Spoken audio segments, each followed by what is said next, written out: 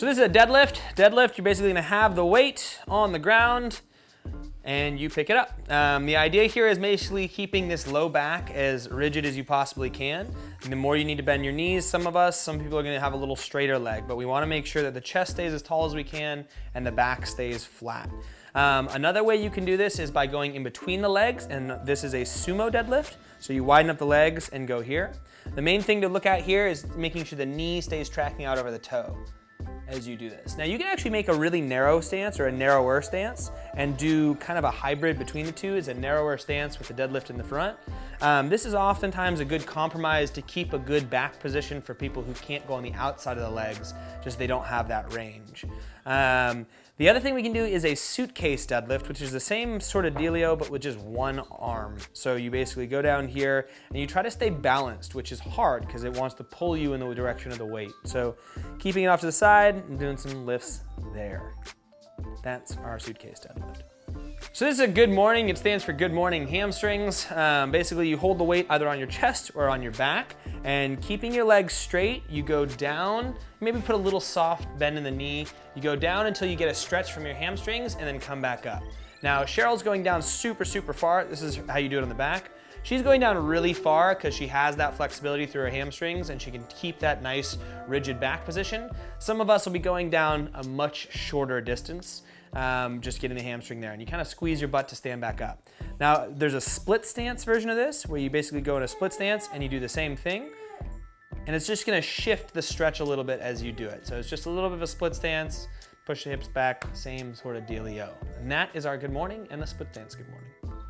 So this is jump rope, and it's various scales that we can do and various things you can do with the jump rope. So we've got single unders, which just looks like this, where you're jumping in place, feet are hitting the ground at the same time. We've got the running in place, which is your alternating feet as you go here. We've got where you're splitting the feet. We've got where you're splitting the feet in and out. That was hard, obviously, a little bit more difficult than you might think. There we go.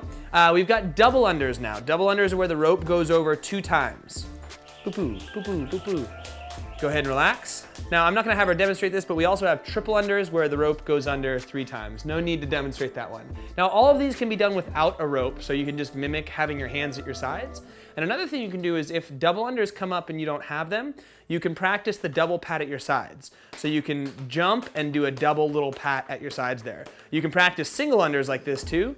Singles where you jump and then the hands tap once, and a double is where you jump a little higher and the hands tap twice.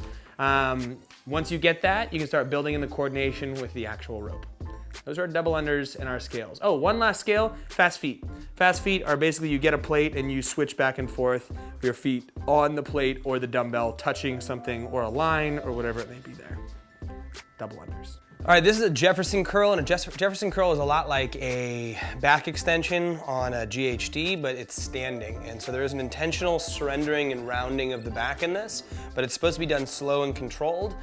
You can do it using weight, no weight, dumbbells, whatever you need to do. Kettlebell works pretty well, but I'll do it doing this PVC pipe here. The idea is that you tuck your chin, roll your shoulders, roll mid-back, reach down, go all the way down. Sometimes people reach past into a deficit, and then we roll all the way back up to the standing position. So once again, from the side, tuck the chin, roll the shoulders, roll mid-back, roll lower back, keep rolling down, roll, hit the bottom, and then start from this bottom position, roll up from the low back, mid-back, upper back, head. It's kind of hard to control that. Don't use much load with this. Use it as a warm-up piece. That's generally how you're gonna see it. That is the Jefferson curl. This is a Cuban press. There's actually a couple different ways you can do this with dumbbells or with the PVC pipe here. But basically you look to get your arms to where they're about a 45 away from the body if you were to pull it up like this, right about there. Then you're going to pull the bar up your body. You're gonna rotate open, try not to hit yourself in the hat. Then you're gonna press up. Come back down until it hits your head, rotate inward, and drop back down. So up, open, press up. Now if you do that with dumbbells, it'd be like this, up, rotate, press, rotate, back down. Try to avoid too much an excessive amount of internal rotation, and also take this nice and slow, nothing too heavy. that is a Cuban press. So a back squat is just putting something on your back and doing a squat. Oftentimes with a back squat, you tend to have a little bit more lean forward chest, but it doesn't necessarily mean that's the case. High bar back squat, you would just stay nice and upright. I'm gonna do it with this PVC pipe here, but you basically put something on your back, so it's resting on the meat of the shoulders there. There's a bunch of different ways you can position it, but let's try to make sure it's comfortable. Make sure your body's not caved in the upper back.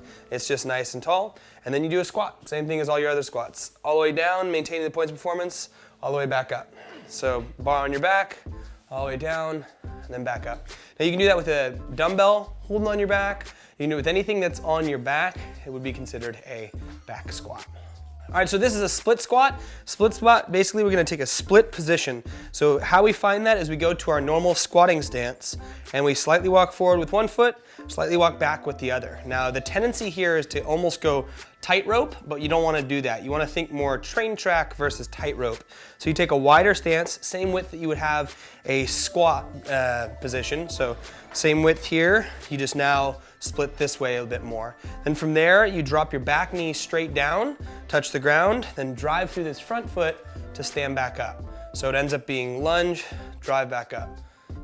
Drive back up. Now when you're doing this, make sure that that front foot keeps the weight in the heel or mid-foot. We don't want to be up in the toes and pushing through the toe. And if that's the case, maybe take a wider stance or figure out a better position. Another thing is with the back foot, you're gonna have to go up into the toe. So once again, take your squatting stance, take a neutral lunge position out, touch the back to the ground, drive through the front foot to stand back up.